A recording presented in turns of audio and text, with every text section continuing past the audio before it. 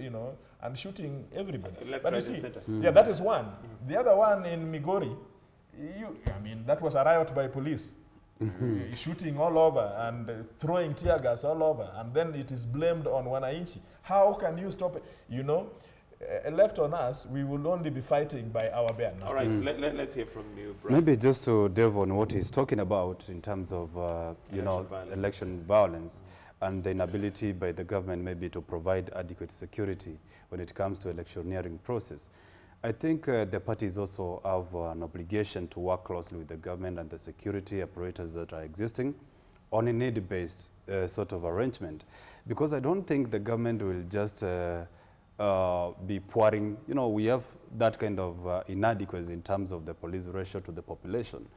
I don't think Gaiseri would just send soldiers or police officers just anywhere that perhaps political parties would want them to go. But the need-based issue that need to be addressed is first of all, whether some areas are more vulnerable compared to others. I think when we were doing some analysis sometime in one of the TVs, we talked about political hotspots. And it's a matter of the police operators that are existing, the instruments of security that are existing, to be able to work closely with the political parties and even the IBC as a stakeholder in the electioneering process to ensure that the areas that have been earmarked as hotspots are given that priority. But you cannot just disperse police officers anywhere just because it's election time. I don't think he's suggesting that we disperse police officers every left, right, and center. But just like you said, there should be a mapped out a strategy of hotspots and maybe potential. But I think I agree with him in that political parties also have a responsibility. Yes, they do. I think that is a fair critique. But look, if you went to Turkana today, and all you wanted to do is to distribute food, if you don't have a strategy of managing the mob and you allow them to come for the food, they will scramble for it. They will fight for it. It is a natural human propensity. Look in America. Police didn't have to be called in primaries. You know, you don't have to call them. They are there. They know that this political party is going to have primaries. They are the ones who will ask you, so what do you think will be your numbers so that we can provide for you adequate security? This is what must be done. But in Kenya, we wait and then say, you see how politicians are killing each other. You see how politicians are using the youth to kill each other. Now, what can we do? We are only trying to get our interest across, and mobs will come. If you don't manage us, things will happen. And to be fair, security is really not upon the party. No. The party is there to organize their primaries and hopefully have them run exactly, free and fair. Because political rights are constitutional rights which must be enjoyed, and it is the state that must protect the enjoyment of those. All right, as we're winding up, Nation. Actually, I'd like to second my friend Mheshimiwa that the state has to provide security, that is on primaries. And so far, I think it's failed on providing security across all the parties, not only on ODM, but all the political parties. Because poll violence are going to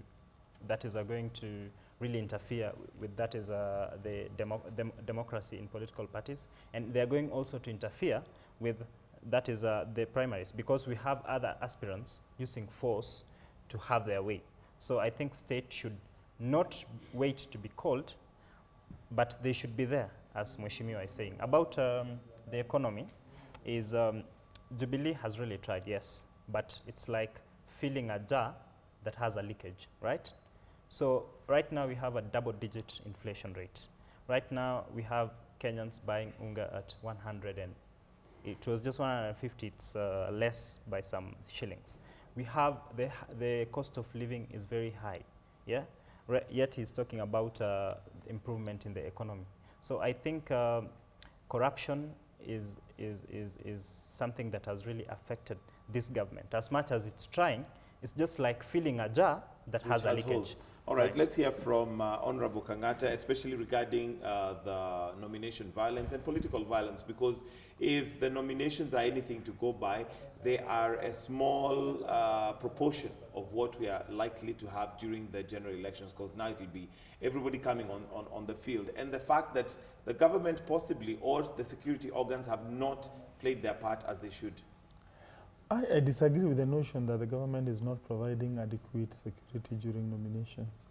I can give an example of the Busia nominations. I saw a very huge police presence during that exercise. And number two also, for Migori, again, my friend here cannot have his cake and eat it. On one hand, he is saying, hey, we want the police. When they come, they do their job. He says, no, the police they are being unfair. They were trying to, they overreacted. So to me, when you look at the Migori event, there were police. They did their job. He seems not happy with what they did. In Busia, I saw them again. They did their job. So I think they need to agree. Do we want the police or we don't want the police? All right. So far, I have seen police Gentlemen, process. Time waits for no man, and we're no exception. We'll have to wind it up right there. That's the state of the nation. Thank you very much, Irungo Kangata, Member of Parliament, Kiharu. We have Honorable TJ Kajwang, who's Member of Parliament for Waraka. Mesha Kimtai, aspirant in Mgwen constituency as a Member of Parliament. Last but not least, Brian Mutie, who's a governance expert. Thank you, gentlemen, for joining us this morning. That's the state of the nation. And a quick reminder of our question of the day. Will the entry of Isaac Ruto to NASA boost opposition's chances for a victory in the August polls? We're going to be sampling your answers and giving you a poll result later on as we continue. For now, we'd like to release KTN Home, who are going into life and style. For those of us on KTN News, we've got some news updates coming up. Then later on, we'll be looking at technology on Tech Central. Do stay with us right here on KTN News.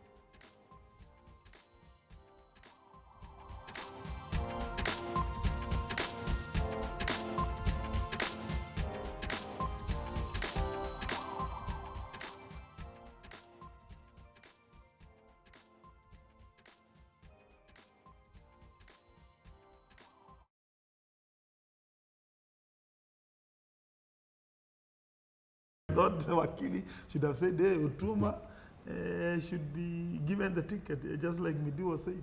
Again, I would have thought you are majority leader in parliament, Mr. Mdegu.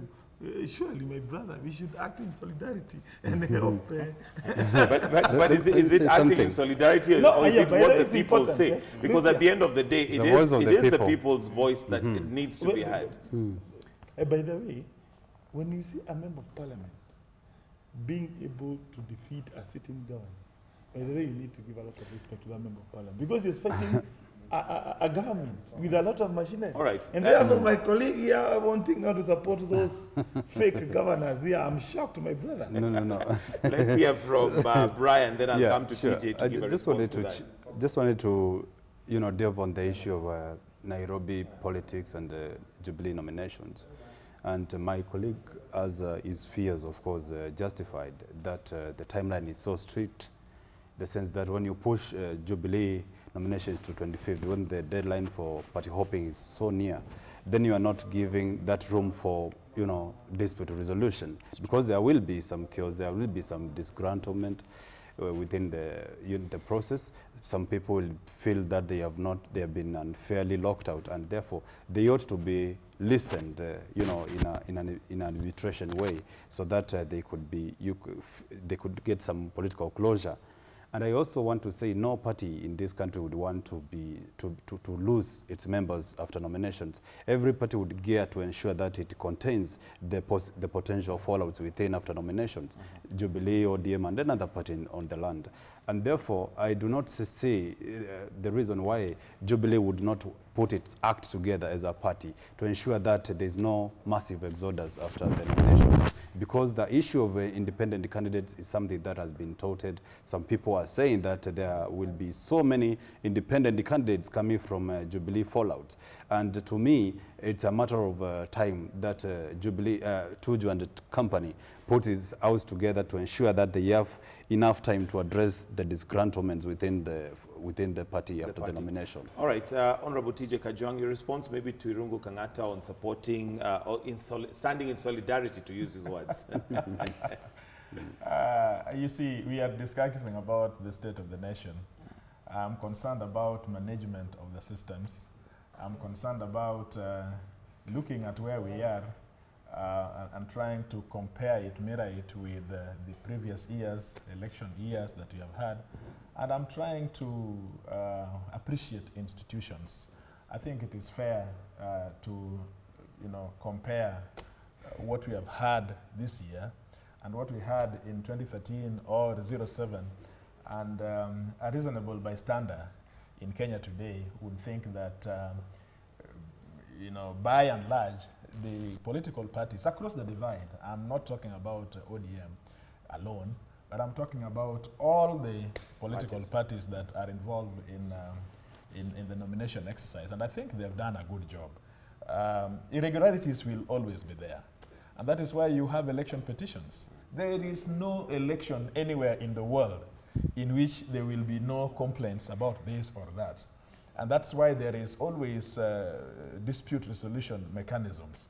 And I think it is presumptuous to suggest that somebody has been rigged or the other. That must await the due process to be able to deal with it. But you see, it's a good thing if members of parliament, for example, are able to go out there and are able to remove some of those governors. It's a good thing. It's also a good thing if some of those governors are able to reaffirm their support base. It's a good thing. It's even a good thing that some people may want to opt to become independent candidates. That is a good thinking. It increases that support base of wananchi who are independent in thought, who are not necessarily members of political party. So I think it is, one should try to give the parties what they deserve. Remember that they have no facilities whatsoever. They have no, other than the little funds, and only 1 or 2 or 4 parties receive those funds.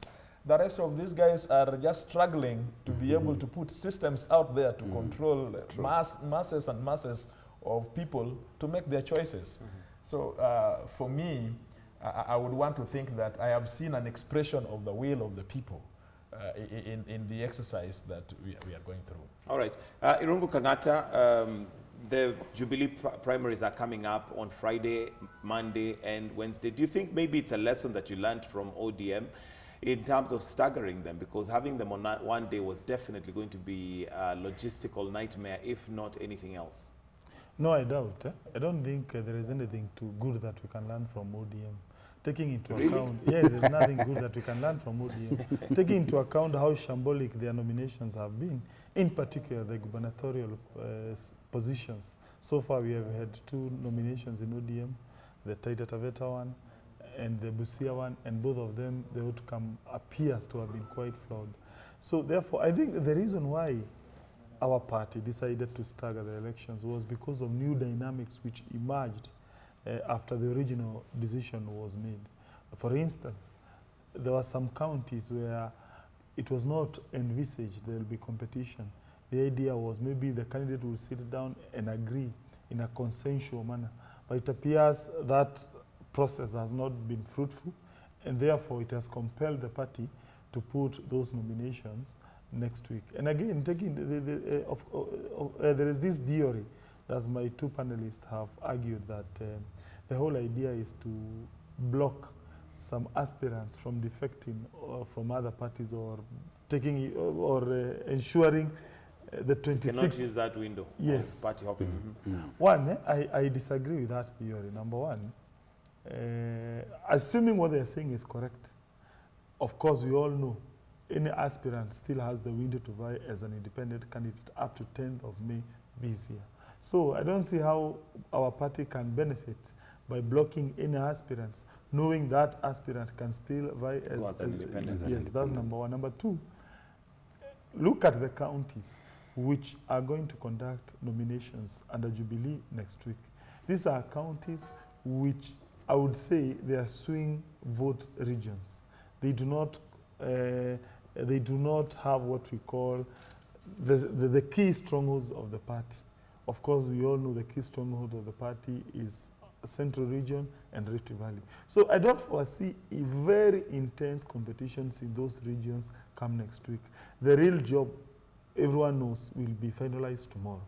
And to the extent that all those key strongholds regions, they are going to have nominations tomorrow, it then means the theory is not true.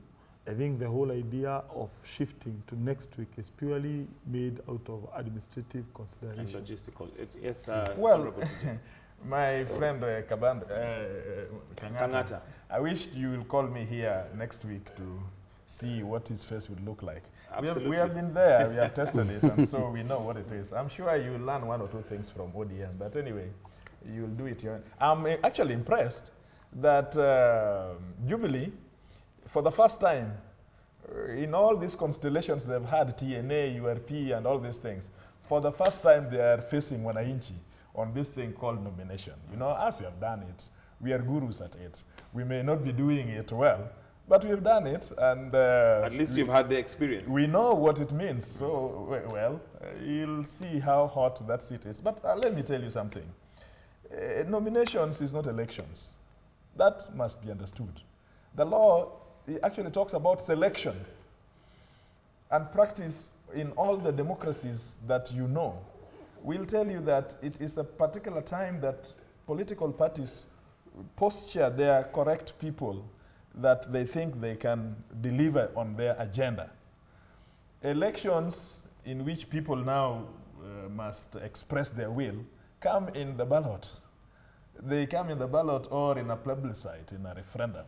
So this is a system in which political parties are positioning their people. But again, there is a worrying trend in Kenya. There is a question of expediency over the will of the people. You know, today I am in this political party, and then tomorrow I am an independent. I mean, you see, the thinking is for me to get power at all costs. If I'm in a political party, it must mean that I'm persuaded by the set of ideologies, policies that are espoused with this party. And I'm resonating with the people who are behind me. And so for me to today become in this party and tomorrow posture to be an independent candidate means that I have nothing to stand for ideally in life, you see? So it is about me getting it. But, it is not about the people because there must be a constituency who thinks we are independent. We are not talking about ODM. We don't talk about TNA or these other guys. We are independent. We are looking at issues of environment, and we are supporters of good water management. And so our person that is going to win it must be independent thinker.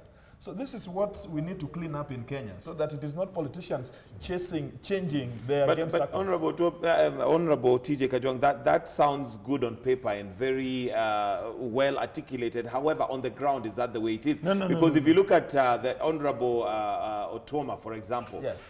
He's only going independent because he feels the party has not supported him and, you know, allowed him to go as per the will of the people. This is why I express some of these things. It is where we must head. Politicians, and I am included, if not checked, if some of us, if we are not checked, then we will be taking our voters for granted.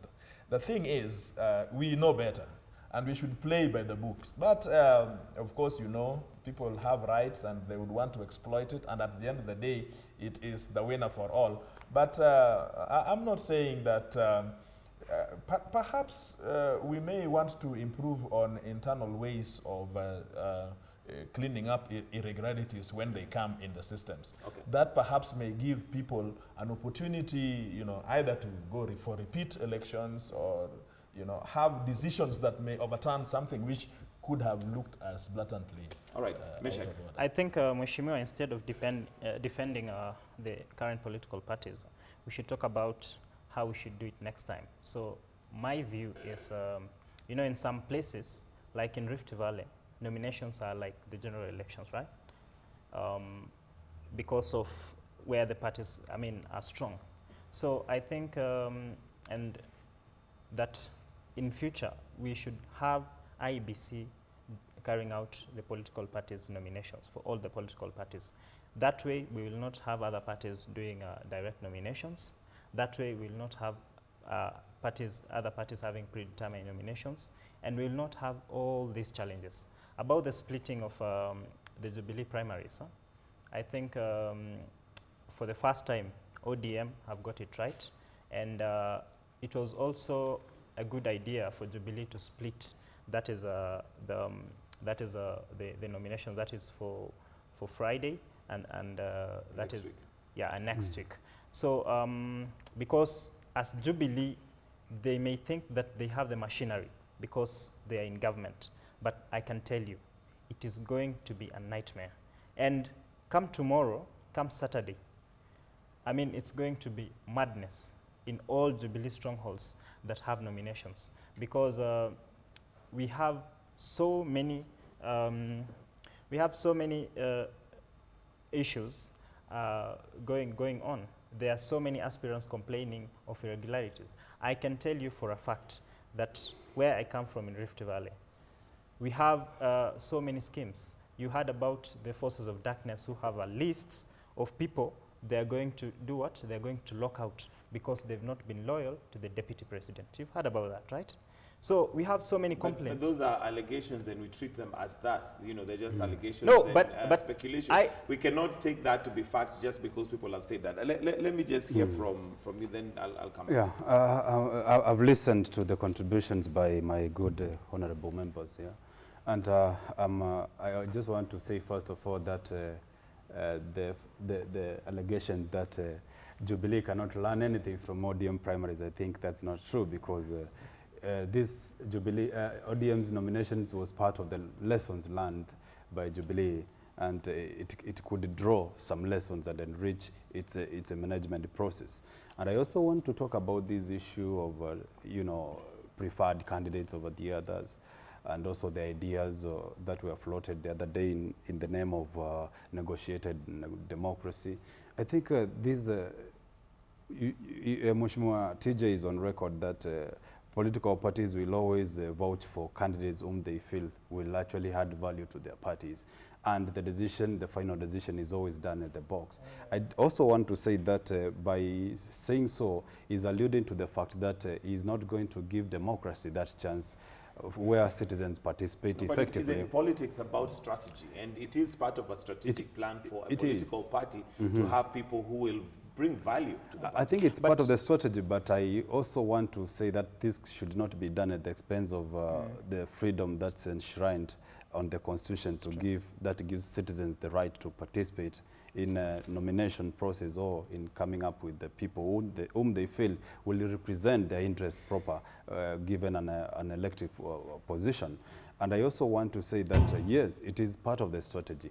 But again, you also have to look into it that you do not hurt others in the process of planting the ones that you feel that are going to take care of the party's interests. And therefore, when you talk about these issues of maybe negotiated democracy and maybe giving direct nomination to some of the candidates, then you are killing democracy automatically.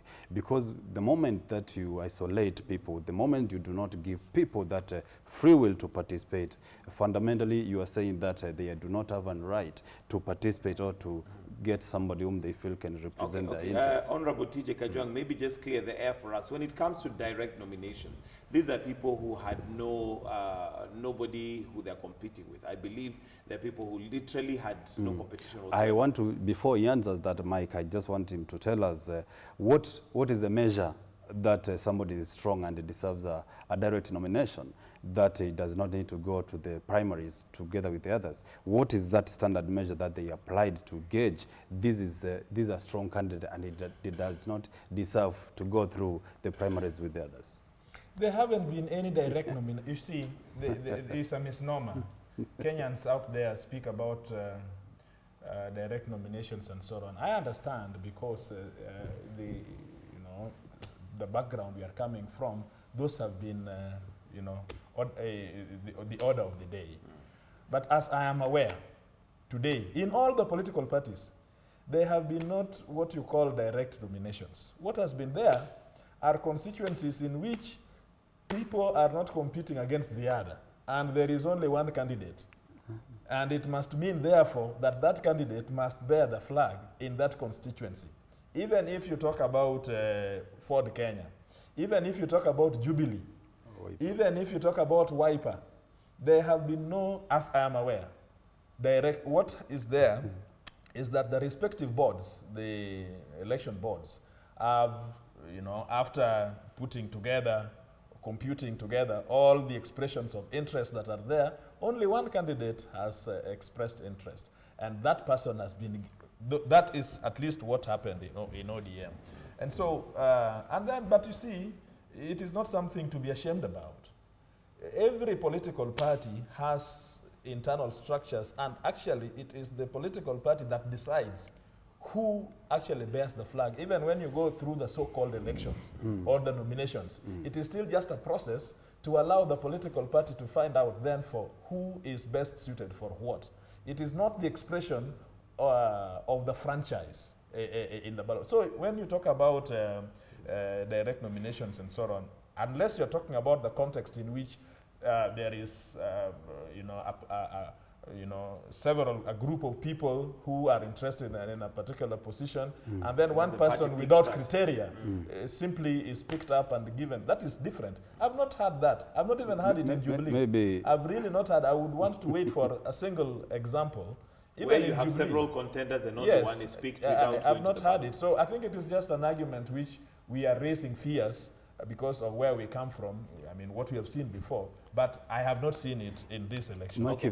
Let me hear from Mesha, because I can see him shaking his head with disagreement. Yeah, what Mheshimiwa is saying actually is not true, because we have so many aspirants who've been locked out because there are some preferred who are given direct nominations. And hence, he's saying that there are no... Can I have an example? And on what basis do you make that argument? And what do you have as evidence? Because it's one thing to just make a statement that sounds politically correct, or allegations. And it's not only on ODM, because even in Mombasa, we had Jubilee going to say Shabal is the candidate, right? Yet we had other candidates who are aspiring to be governors, right? So I think the best was to have just primaries, so the people decide who's going to be the candidate for But where there is no contender, where it's just one person. Maybe I can answer that, Mike, because I want to put TJ at the corner, where he says that where there are no candidates who are challenging the incumbent, that's when they make that decision to hand over that ticket. But I also want to tell him that when you do that, when you hand over that ticket to someone, then you are already putting a caveat to others who had already planned to submit their perhaps documents, or whom wanted to deposit their interest in running for that seat. But the moment you, for instance, let me take the example of Kidero. There were, and I'm aware, there were aspirants who were putting their papers in order so that they could submit their interest with the party. But the moment you give that caveat, then you're automatically locking others who had, because there is no mechanism of how people who have not already expressed their interest can be heard, or their issues can be actually be addressed, then that's where now I'm saying democracy is beaten hands down. No, and that's let us dispose of this. That's just being a case. This is very clear. And I'm not talking about ODM. For me, I'm talking about all the political parties. Sure. It is our party. There is no party which has circumvented. You can't do it under the law. Because even under the law, parties have constitutions that they must follow.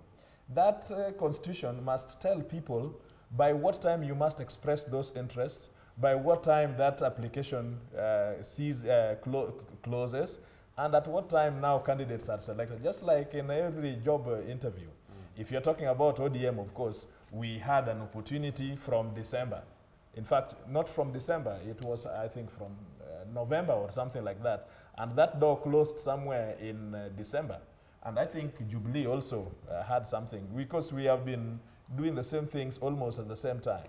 So by the time parties are making decisions that Kidero is the only candidate, it means that they have compiled their report. There is only one person who has expressed interest. Others have not expressed them. They may want to come perhaps one day to be independent candidates and so on. So how can parties not make decisions now and say, okay, now there is only one candidate, have the certificate, you see? And that is what I know. I think that is what is factually correct, unless I have a different example. The best example is the case of Elizabeth Ongoro, right? She was locked out by all means. She was locked out by all means, and that is when she opted to go to ANC. That's a perfect example. All right, TJ Kajwang, maybe you'd have comments on that, I'm yes, sure. I have a right of reply. Yes, you do. Again, you see, let us speak from points of fact and from points of knowledge, all right? If you're talking about Ruaraka, for example, yes, there were candidates, and two of them, me included, who expressed interest in Ruaraka, all right? And systems of, remember, nomination is not an event. Nomination is a process which begins from the time you apply until the time you reach what is popularly called the debe, all right? Circumstances have erupted in which the party has taken, have made decisions. There has been disciplinary decisions, all right? So when then a candidate decides that she submits or he submits to the jurisdiction of this disciplinary process, and that disciplinary process turns against her or his interest and decides to decamp, that does not mean there is, not just a minute, because you know, for example, that in TJ Kajwang does not have, even as I'm sitting down right now and speaking to you, I do not have a certificate. I don't have a direct certificate. What I have is that I am a candidate and I am waiting for some of those people who will face me in the ballot. If, for example, there are disciplinary measures, and if somebody, by dint of those disciplinary proceedings, have decided to make another decision, that is just his or her choice. So let us have facts, and let us talk from a point of information, not just trying to see what... Actually, the disciplinary action came, that is the disciplinary action came way later, but earlier she'd been told to choose another constituency. We have another person in this constituency, right? And that is when she tried protesting, that is to the party. Hence, she was told that you did this and this, and you're being fined on this, right? So that's it. Well, you're still not correct. I don't want to prosecute the question of Ruaraka here. Ruaraka will go to the ballot, but I just wish that my fellow panelists that would talk from a point of information, because even when you are talking about that, you know that there was processes that the party put together. These are processes that went through party structures, and a decision was taken by the party. Processes of loyalty. All right, I want us to move on to something else, because now we'll end up with just talking about Ruaraka. Irungu Kangata, let me come to you. And there's a survey that's recently come out that shows that apparently the economy has grown with 5.8%, with the creation of 800,000 jobs so far. And this, was, of course, is way below what Jubilee Party had promised, despite the fact that we're going to the ballot. Maybe just an admission of failure? No, I think... even when the figures speak. No. 5-point-something% growth is quite commendable. You have to look what we call, what is the world average growth rate? That's number one. Also, what is the regional, that is sub-Saharan region, economic growth rate per annum? And you'll see we are clocking above those median GDP growths across the world and also Africa. For instance, when you look at the World Bank projection for that year, for Africa, it was about 3.5, and as we are clocking almost 6. So to me, it's positive based on that. Number two, you have also to look at what sectors helped Kenya hit that percentage growth. These are the so-called new sectors like tourism. You know, tourism had almost collapsed last few years. It appears now it is rebounding.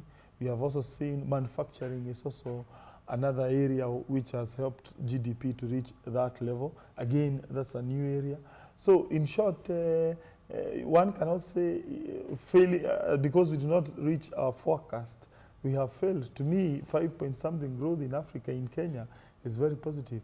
The reason why most likely we do not reach the projected forecast of about 6.1 GDP growth per annum has nothing to do with the management of the economy by the Jubilee government.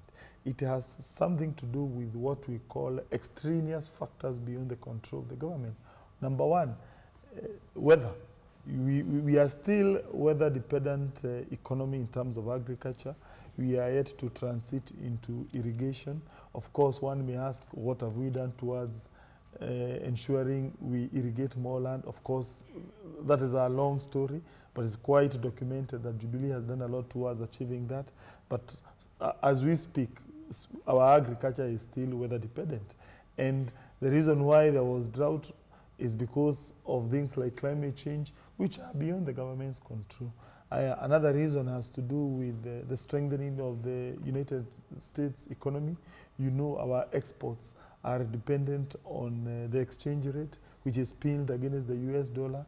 For the last few years, the US economy has been doing very well, and as a result, we have had a strengthening of the dollar. And when the dollar strengthens, it impacts on our economy in the sense that our imports become quite expensive. And therefore, most likely, we hope maybe there will be no further strengthening of the dollar. And again, also, there has been some turbulence in relation to the oil prices, which appears to have destabilized some of our key sectors. So in short, and finally also, as we head into an election year, when you look from 1992, every time we have an election cycle, because of the fear of investments, there's always what we call capital flight. For instance, the Nairobi Stock Exchange, you see a lot of investors pulling out their money out of that arena.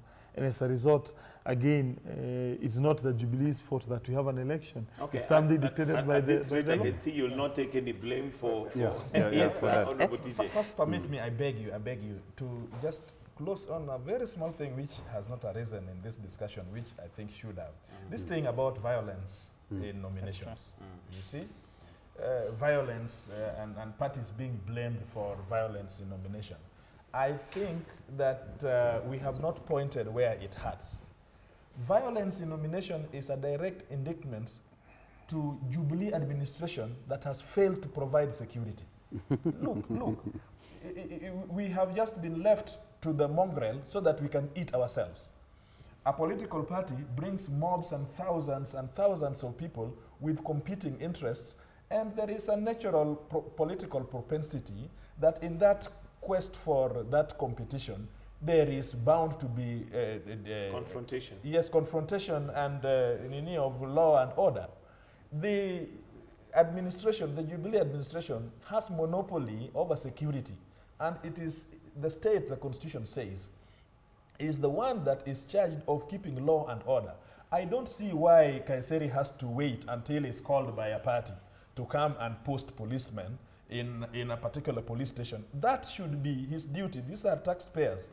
And, you get a mound of unskilled, unemployed youths going out there, trying their best to control crowds or to see how they can do their fist fightings. You shudder. What Kaiseri has done is to leave it to us to fight as much as we can, kill each other as much as we can, and then bloat over there. But would you say that there has been police presence in some areas, and obviously they would not disperse a crowd that has not become unruly? No, let me tell you. That would be interference. In nearly all, and I'm talking about, you see, I am trying to be fair for all the political parties. I'm talking about across the board. Take the case of my brother the other day, who had his ears seared off. Isaac Maura. Yes, you see, how can you have a situation, and I was seeing it on the television, marauding people are, going to burn down some establishment that has been put by the member, and people are allowed to walk with guns. By the way, I do not know why everybody seems to have a gun in this country, licensed or otherwise. Why shouldn't they withdraw them? Except for me, every person who is contesting seems to be having a gun, and shooting everybody. But you see, yeah, that is one. The other one in Migori, that was a riot by police. Shooting all over and throwing tear gas all over, and then it is blamed on Wananchi. How can you stop it? Left on us, we will only be fighting by our bare now. All right, let's hear from you, Brian. Maybe just to delve on what he's talking about in terms of election violence and the inability by the government maybe to provide adequate security when it comes to electioneering process. I think the parties also have an obligation to work closely with the government and the security apparatus that are existing on a need-based sort of arrangement, because I don't think the government will just be pouring, you know, we have that kind of inadequacy in terms of the police ratio to the population. I don't think Gaiseri would just send soldiers or police officers just anywhere that perhaps political parties would want them to go. But the need-based issue that need to be addressed is first of all, whether some areas are more vulnerable compared to others. I think when we were doing some analysis sometime in one of the TVs, we talked about political hotspots. And it's a matter of the police operators that are existing, the instruments of security that are existing, to be able to work closely with the political parties and even the IBC as a stakeholder in the electioneering process, to ensure that the areas that have been earmarked as hotspots are given that priority. But you cannot just disperse police officers anywhere just because it's election time. I don't think he's suggesting that we disperse police officers every left, right, and center. But just like you said, there should be a mapped out a strategy of hotspots and maybe potential. But I think I agree with him in that political parties also have a responsibility. Yes, they do. I think that is a fair critique. But look, if you went to Turkana today, and all you wanted to do is to distribute food, if you don't have a strategy of managing the mob and you allow them to come for the food, they will scramble for it. They will fight for it. It is a natural human propensity. Look in America. Police didn't have to be called in primaries. You know, you don't have to call them. They are there. They know that this political party is going to have primaries. They are the ones who will ask you, so what do you think will be your numbers so that we can provide for you adequate security? This is what must be done. But in Kenya, we wait and then say, you see how politicians are killing each other. You see how politicians are using the youth to kill each other. Now, what can we do? We are only trying to get our interest across, and mobs will come. If you don't manage us, things will happen. And to be fair, security is really not upon the party. No. The party is there to organize their primaries and hopefully have them run exactly, free and fair. Because political rights are constitutional rights which must be enjoyed, and it is the state that must protect the enjoyment of those. All right, as we're winding up, Nation. Actually, I'd like to second my friend Mheshimiwa that the state has to provide security, that is on primaries. And so far, I think it's failed on providing security across all the parties, not only on ODM, but all the political parties. Because poll violence are going to really interfere with the democracy in political parties. And they're going also to interfere with the primaries, because we have other aspirants using force to have their way. So I think state should not wait to be called, but they should be there, as Mheshimiwa is saying. About the economy, is Jubilee has really tried, yes, but it's like filling a jar that has a leakage, right? So right now we have a double-digit inflation rate. Right now we have Kenyans buying unga at 100, and it was just 150, it's less by some shillings. We have the cost of living is very high, yeah? Yet he's talking about improvement in the economy. So I think corruption is something that has really affected this government. As much as it's trying, it's just like filling a jar that has a leakage. Holes.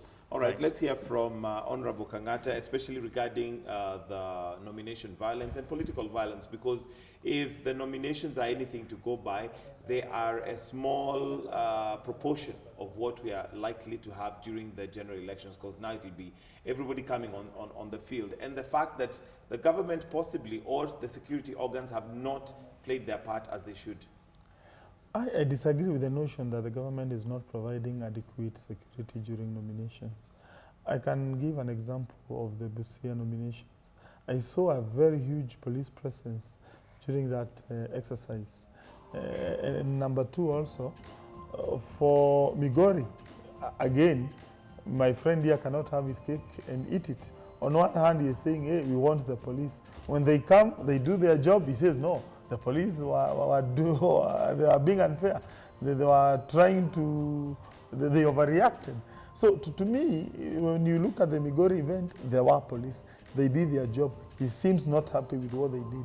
In Busia, I saw them again. They did their job. So I think they need to agree. Do we want the police or we don't want the police? All right. So far, I have seen Gentlemen, police process. time waits for no man, and we're no exception. We'll have to wind it up right there. That's the state of the nation. Thank you very much, Irungo Kangata, Member of Parliament, Kiharu. We have Honorable TJ Kajwang, who's Member of Parliament for Waraka. Mesha Kimtai, aspirant in Mgwen constituency as a Member of Parliament. Last but not least, Brian Mutie, who's a governance expert. Thank you, gentlemen, for joining us this morning. That's the state of the nation. And a quick reminder of our question of the day. Will the entry of Isaac Ruto to NASA boost opposition's chances for a victory in the August polls? We're going to be sampling your answers and giving you a poll result later on as we continue. For now, we'd like to release KTN Home, who are going into life and style. For those of us on KTN News, we've got some news updates coming up. Then later on, we'll be looking at technology on Tech Central. Do stay with us right here on KTN News.